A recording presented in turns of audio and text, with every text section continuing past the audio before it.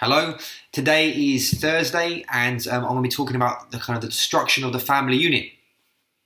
Yesterday, I talked about one of the greatest models we have, if you like, of community is Jesus and his disciples. Probably, I would say one of the greatest models we have of the Trinity is in the family unit, in one man, one woman, children. So because I believe that and I'm coming from that place, for me it's very easy to see how Satan has wanted to wage war on the family unit from day one.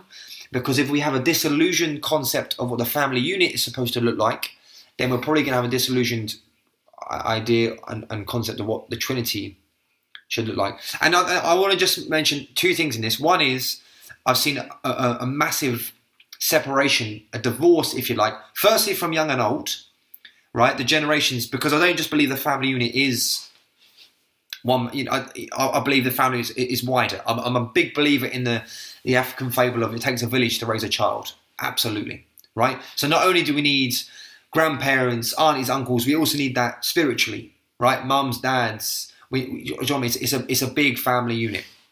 I've seen a big separation in the younger generation, the older generation. That's terrible. Okay, there's some really important things both generations need to teach each other. So how can we close that gap? And the other thing on that point, the other thing I've seen a big separation in is fathers. The physical fathers being separated from the family unit. And I've been through the process now. I'm a father myself. I've been through the process twice of tests, scans, and then eventually delivery. And I would say I felt like a piece of meat for the whole 9 months of pregnancy, and then probably for the first, I'll probably say another 9 months after pregnancy. I'm like, what am I even doing? Like, not only are you trying to figure it all out on exceptionally low sleep, and no one's got any money, and that's because all of a sudden there's something new you got to buy for whatever. But then you like the whole time I was like, I have no idea. Like, what am I supposed to be doing? And then all the scans and all the delivery suite, obviously their focus is Amy and the baby.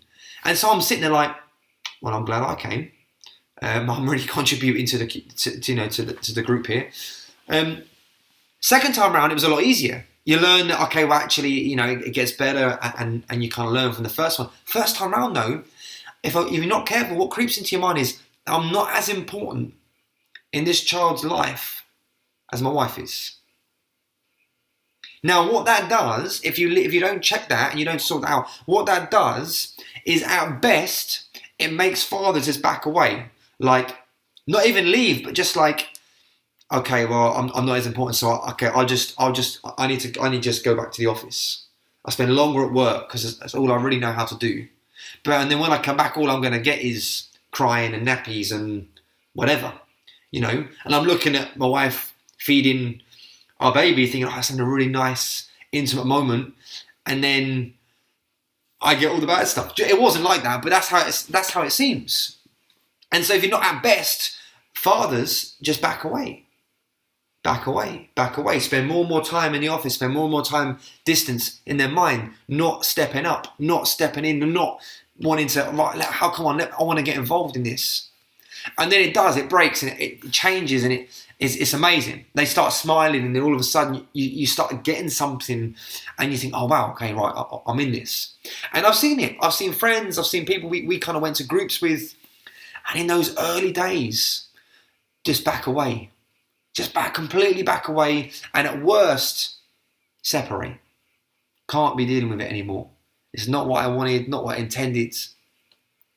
Fathers are just as important as mothers throughout the whole pregnancy and those early months. The roles are just different, but they are just as important. And I've seen just a great separation between fathers and children. Man, does my heart break. Do I want fathers to step up, to step in, to get involved so much more in bringing up children. And so if you're out there and you're a father, be encouraged. It gets better. Be encouraged that you have such a role to play. Do not shy away from your responsibilities. Like, really step up into it. If you're not a father, then find another father and encourage them, right? Man, do they need it? Find mothers, encourage mothers. Mothers, you too, you're doing great. You're in it, stick at it. You're doing an exceptional job, okay? That's the first point I wanted to make about the family unit. The second thing I want to say is, I think you probably all know a broken family, a dysfunctional family. If you don't, then you are the dysfunctional family, right? No family looks like the Trinity completely. So at some level, it's dysfunctional. Now, you have to be a son or a daughter before you become a father and a mother. So if you've grown up in any dysfunctional family, and I've just told you that's everyone, that you will naturally latch on and pick up some traits from other role models as you go through life. That's very natural. But what that means is, if you yourself, now put yourself in the other person's, you're now the role model's shoes, if you like.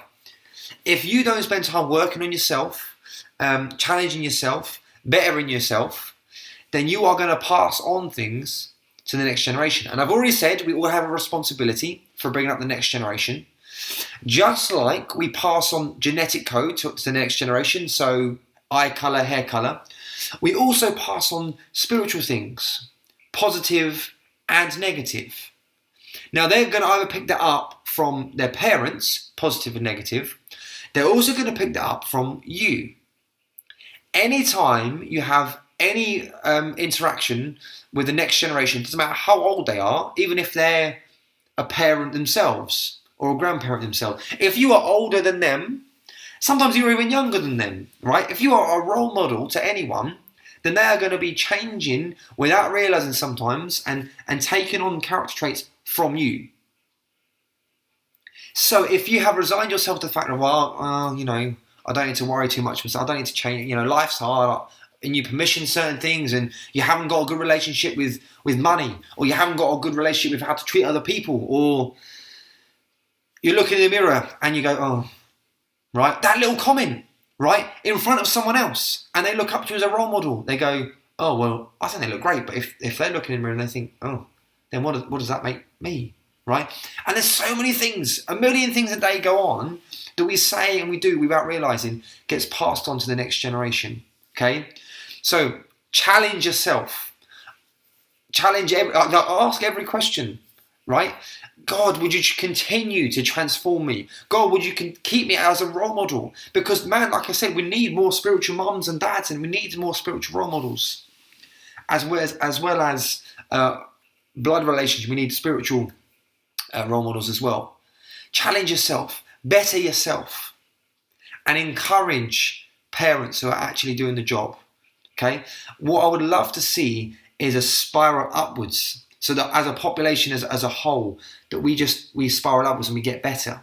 Some of these old-fashioned beliefs, I'm a big believer in things like respect and honour, and just some of the things that you hear your grandparents talk about, and then I look at today's world, I'm like, man, have we missed something? We've lost something. We need to get back to some of that. So challenge yourself and encourage parents, because I think until we see a really strong family unit as a whole, we're going to be disillusioned with the Trinity. So hope that helped, and I'll see you tomorrow for the final day on Friday, where I'm going to wrap up this series on spiritual warfare. God bless.